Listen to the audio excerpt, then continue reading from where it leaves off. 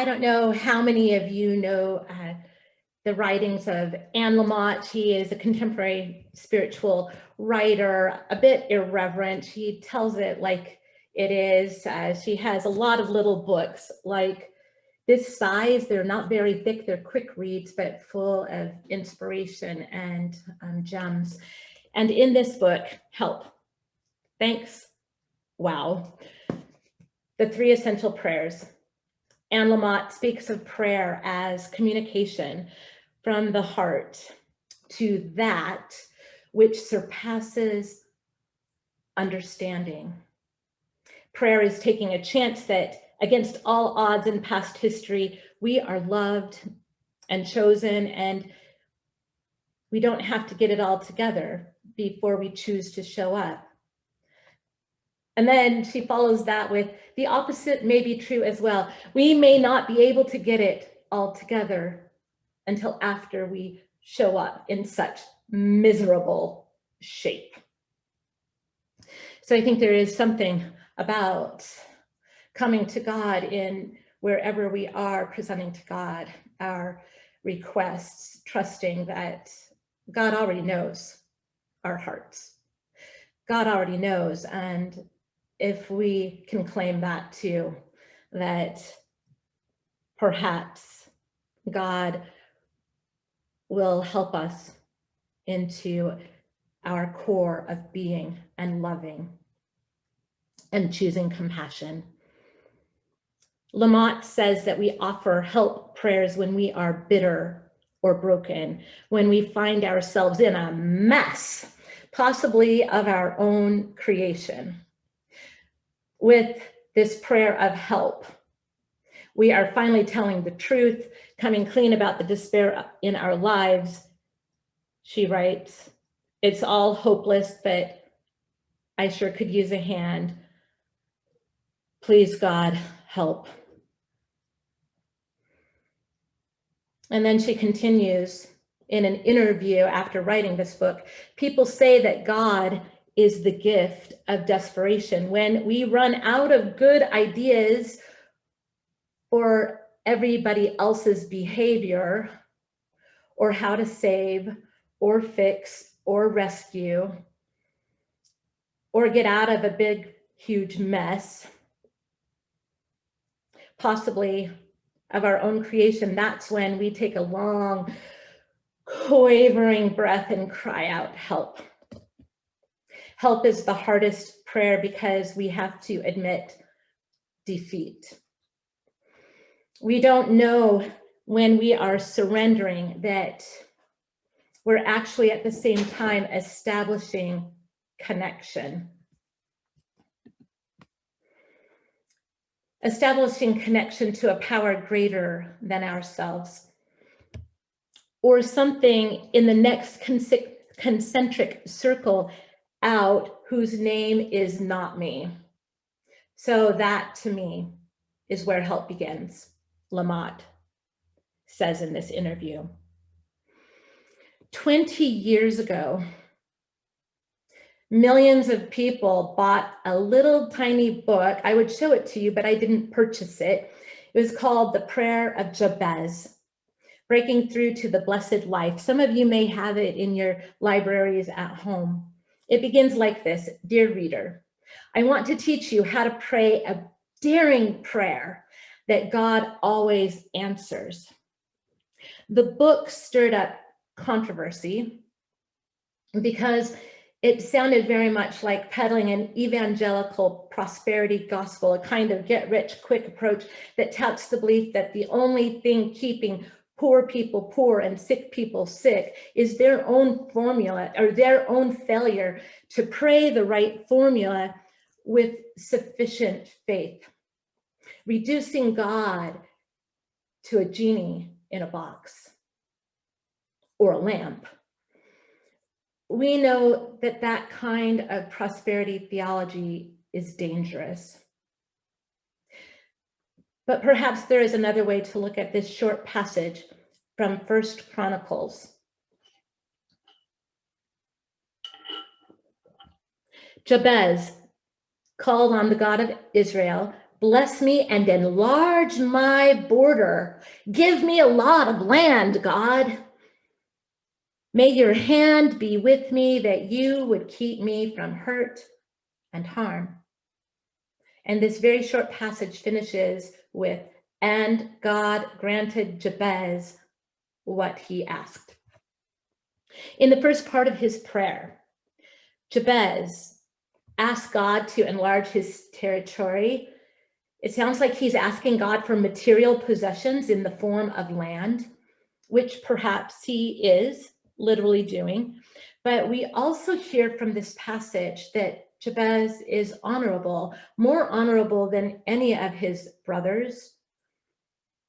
Instead of prosperity gospel, praying a selfish prayer, this prayer of Jabez could be interpreted as a prayer of liberation, a prayer for help, a prayer of petition, placing himself as fully reliant on God's mercy for healing and wholeness.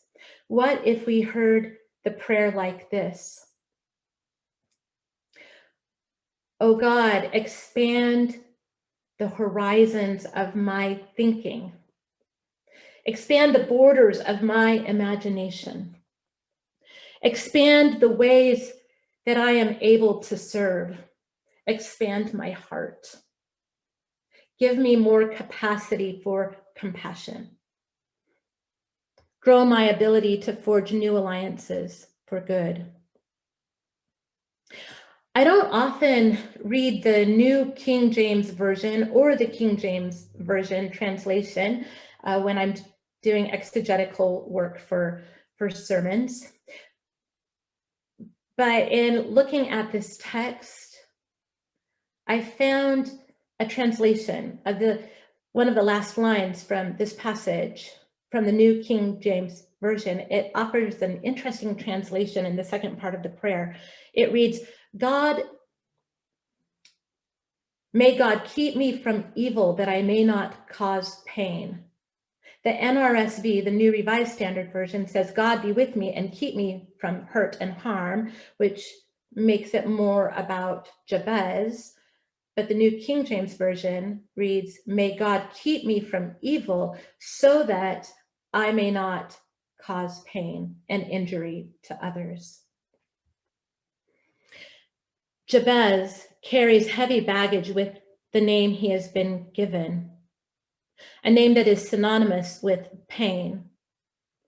And we hear in this short verse in Chronicles that he is given the name Jabez because he has caused his mother pain in childbirth. At this point in his life, he wants to live beyond the identity that he had been given since birth. He no longer wants to be a victim of the situation into which he was born, so he asks God to help him overcome the misfortune of his name. So he might pray a prayer like this: liberate me, God, from the way I have been labeled and identified. I caused my mother pain at birth. She named me pain in response. That name has hurt me, but I don't want to keep the chain reaction going. I don't want to pay the pain forward and do to others what was done to me. Keep me far from evil so that I might not bring pain on others. Liberate me to enjoy life in its fullness and so that I can stop the cycle of pain.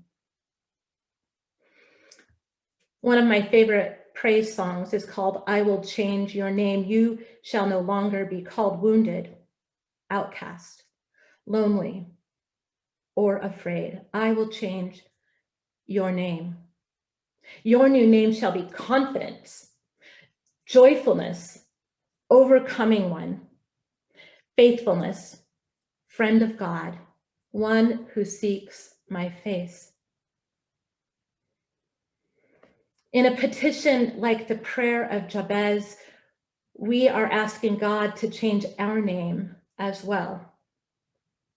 In this prayer for help, we ask God to help us expand beyond our own internal story, or the story that we continue to tell about ourselves. From self-absorption to focusing on others, beyond pain to blessing.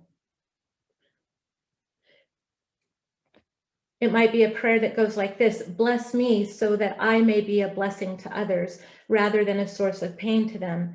Heal me, not just so I can be healed, but more so I can be a healer for others. Provide for me, not just so that I can be comfortable, but more so that I can provide for others and bring comfort to them as well. In this book, Naked Spirituality, A Life with God in 12 Simple Words. Anne Lamott did 3, Brian McLaren did 12. We're doing a worship sermon series on these 3 words. But Brian McLaren in this book writes a chapter on this prayer petition of help. Not only do we need to ask God for blessings for ourselves, we have a moral responsibility to do so, because if we don't, we will become anxious and preoccupied with our own needs and wants and become even more self-absorbed.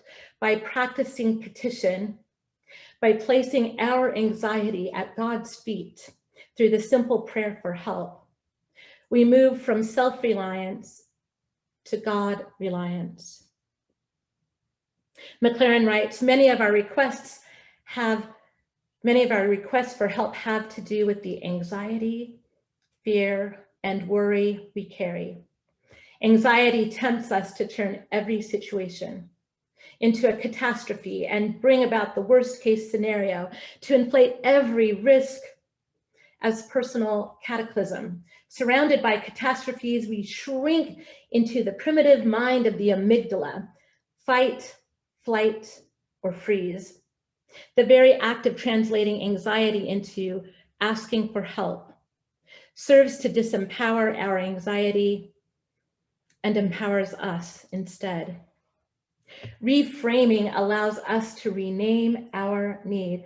Instead of vanquishing all who oppose me, we can request compassion to understand our antagonists, mercy to forgive, wisdom to communicate, and determination to work with them.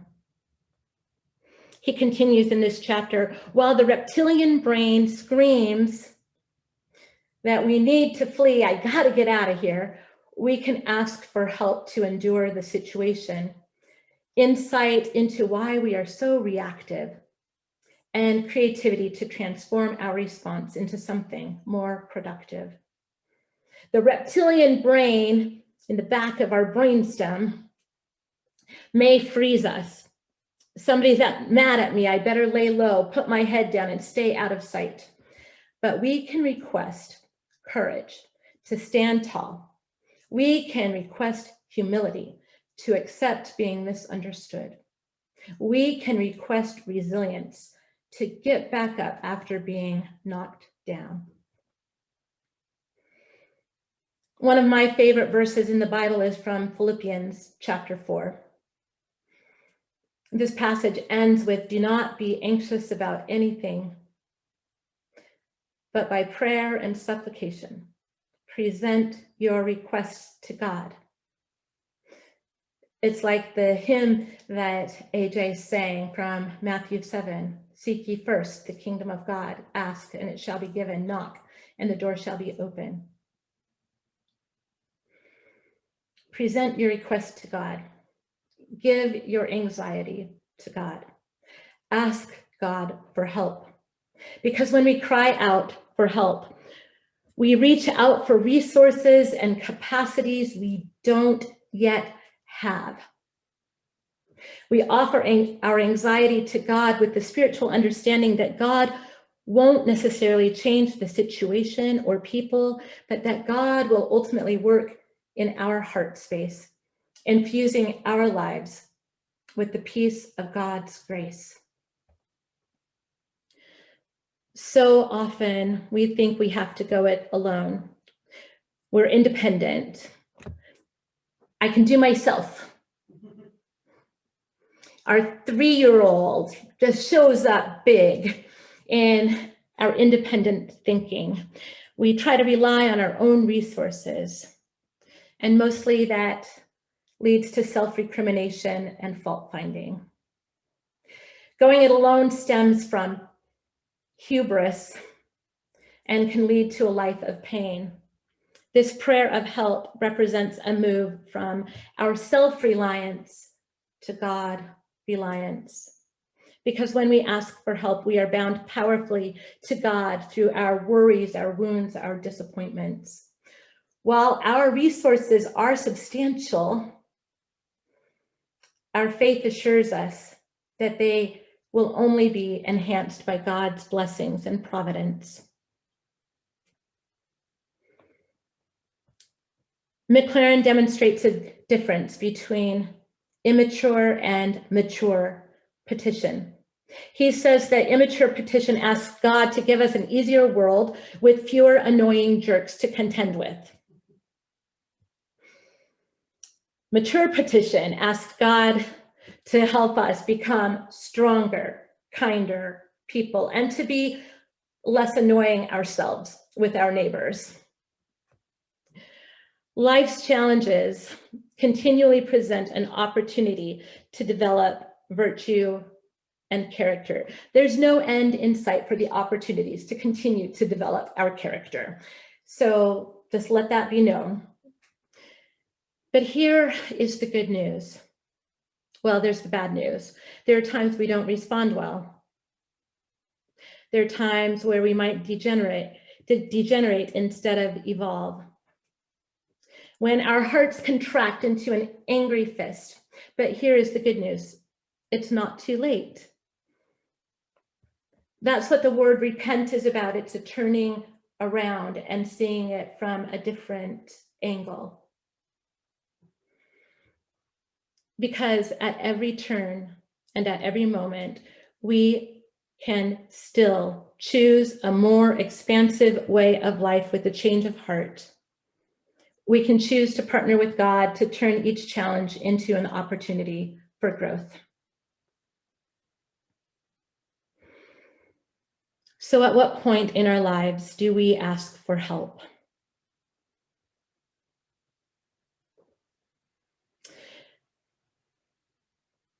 I am confident in saying that we have all experienced pain and hurt in our lives. Ultimately, McLaren writes, it takes less energy to feel and process pain than it does to suppress, deny, or run away from it. In this prayer for help, we can ask God to transform our pain so that we don't transmit it. Father Richard Rohr has this famous quote, that pain that is not processed is passed on. If we don't deal with our hurt and disappointment, we tend to pass it on. Pain that isn't transmitted, pain that isn't transformed is transmitted. In other words, of Henry Nouwen, Catholic priest, he says we heal those wounds, God heals our wounds, and we become wounded healers. So our prayer might be a desire for a strength sufficient to meet life's challenges and ways to respond with compassion for ourselves. It starts there, compassion for ourselves and compassion for others in the midst of hurt, instead of asking God to decrease our challenges. By asking for God's help, we choose expansion and transformation of our hearts rather than contraction.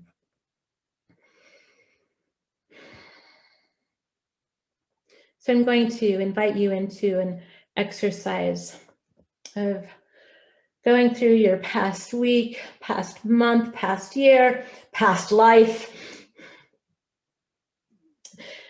It's a quick exercise here, but it is an exercise that would actually take a much longer time.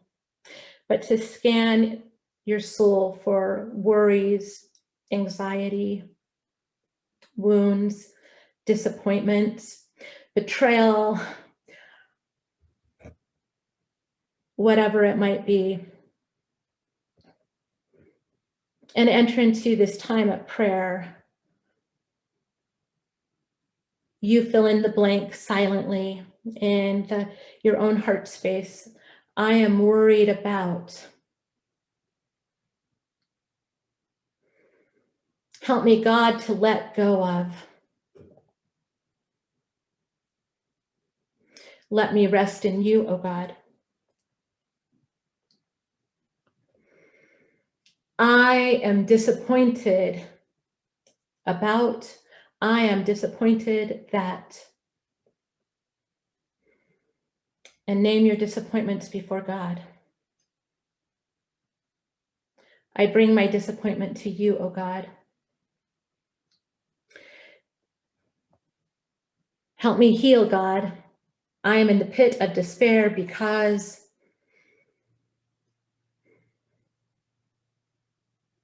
Help me accept whatever has caused any of the things I have named before you, O God. I'm still trusting. Help me persevere. And then we can pray this alternative prayer of Jabez again. Bless me so that I might be a blessing to others rather than a source of pain to them. Heal me so I can be healed, but more so that I can be a healer for others. Provide for me, not just so I can be comfortable, but more so I can provide for others and bring comfort to them too. So I can be a soft place for others to land. By praying these kinds of prayers often enough, in reaching out to God for help, in time, we might learn to trust God's promises in Philippians 4, to fill our lives with God's sense of peace, to release our anxiety and worry. And the words from Matthew 11:28, come to me, all you who are heavy laden, all you who are weary and burdened, I will give you rest. Let us now sing our prayer hymn along with Jeff, Come to Me, O Weary Traveler.